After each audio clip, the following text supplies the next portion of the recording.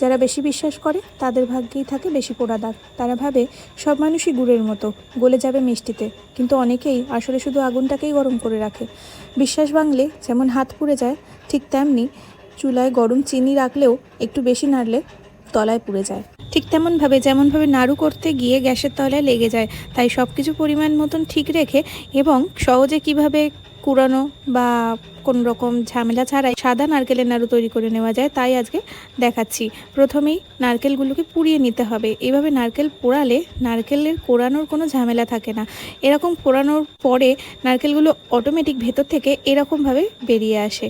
খুব ইজিলি এভাবে বের করে নেওয়া যায়। আর তারপরে পিছনের যে খোসাটা সেটাকে ছাড়িয়ে আমি এখানে সব নারকেলগুলো এভাবে রেখে দিয়েছি। এরপর নারকেলগুলো কুচি করে নিয়ে মিক্সিতে ঘুরিয়ে নিয়েছি। তারপর থালায় নামিয়ে রেখে পরিমাণ মতো চিনি দিয়ে, এখানে চিনির কোনো পরিমাণ নেই, 200 থেকে 300 গ্রাম চিনি, আপনারা যেমন মিষ্টি খান তেমনভাবেই দিতে পারেন। মাখানোর পরে সেটাকে গরম কড়াইয়ের মধ্যে দিয়েছি এবং মিডিয়াম টু লো ফ্লেমে এটাকে আমরা বেশ খানিকক্ষণ পাকিয়ে নিয়েছি। তারপর এর মধ্যে যেগুলো যাবে একে একে করে 20 গ্রাম কাজু বাটা, এই বাটির হাফ বাটি পরিমাণ আমুল দুধ এবং তারপর এলাচ গুঁড়ো, এগুলো দিয়ে ভালো করে পাকিয়ে নিলেই একদম তৈরি হয়ে গেল ছাই, যেটা দিয়ে সাদা নাড়ু বানানো যায়।